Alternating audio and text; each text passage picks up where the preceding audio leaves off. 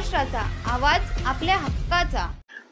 आपल्याला माहिती आहे की गणपतीचा सण काही दिवसावरती येऊन ठेपलेला आहे। त्यानंतर इतरही महत्त्वाचे सण आपल्या शहरामध्ये साजरे होतात।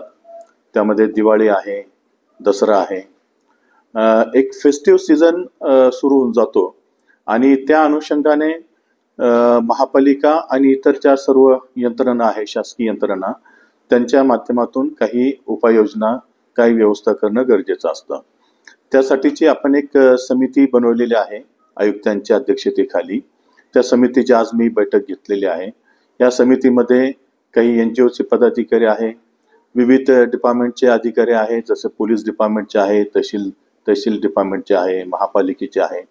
या सर्व या समितीची आज मी बैठक घेतलेली आहे आणि गणपती सणानिमित्त आपल्याला ज्या काही उपाययोजना करायच्या आहेत किंवा त्यामध्ये पर्यावरणपूरक गणपती सण साजरा होण्याच्या दृष्टीने ज्या काही उपाययोजना करायच्या आहे त्याबाबत चर्चा झालेली आहे, काही नियोजन करण्यात आलेलं आहे। आणि त्यामध्ये एक अशी सुद्धा सूचना आली की जे गणपतीचे जे उत्पादक आहेत, मूर्त्या बनवणारे जे उत्पादक आहेत, त्यांना सुद्धा आपण या ठिकाणी बोलून घ्यावं, कारण आम्ही काही दिवसापूर्वी त्यांना शाडूची माती उपलब्ध करून दिलेली आहे। त्यांना आवाहन केलेलं आहे, विनंती केलेली आहे की आपण शाडूचं मातीचे गणपती बनवावे, ज्यामुळं पर्यावरणासाठी एक पूरक अशी सिच्युएशन तयार होऊ शकेल। तर त्या अनुषंगाने आम्ही त्यांना आवाहन केलेलं आहे आणि ह्या समितीची एक बैठक मी ह्या सर्व उत्पादकांसोबत सुद्धा काही दिवसामध्ये घेणार आहे। हा एक मुद्दा होता। दुसरा मुद्दा, माननीय मुख्य सचिव मॅडम यांनी एक डिओ लेटर सर्व जे डिपार्टमेंट्स आहेत त्यांना पाठवलेलं आहे।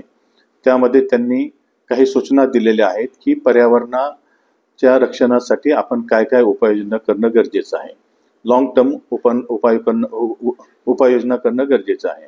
उदाहरणार्थ झाडांची लागवड आहे किंवा डेव्हलपमेंट प्लॅन मध्ये झाडं लागवडीसाठी जागा राखून ठेवणं आहे, नदीच्या किनारी झाडांचं लागवड करणं गरजेचं आहे। या सर्व प्रकारच्या ज्या उपाययोजना आहे की ज्यामुळं पर्यावरणाचा समतोल राखला जाईल, अशा प्रकारची सूचना माननीय मुख्य सचिव मॅडम यांनी दिलेल्या आहे। त्या अनुषंगाने सुद्धा मी ही बैठक घेतलेली आहे आणि त्यामध्ये सुद्धा आम्ही काही नियोजन त्या दृष्टीने केलेलं आहे। तुमच्या परिसरातील काही घडामोडी किंवा समस्या असतील तर आमच्या वृत्तवाहिनीला संपर्क करा आणि तसेच सतत अपडेट राहण्यासाठी आमच्या वृत्तवाहिनीला सबस्क्राइब करा आणि बेल आयकॉन दाबायला विसरू नका।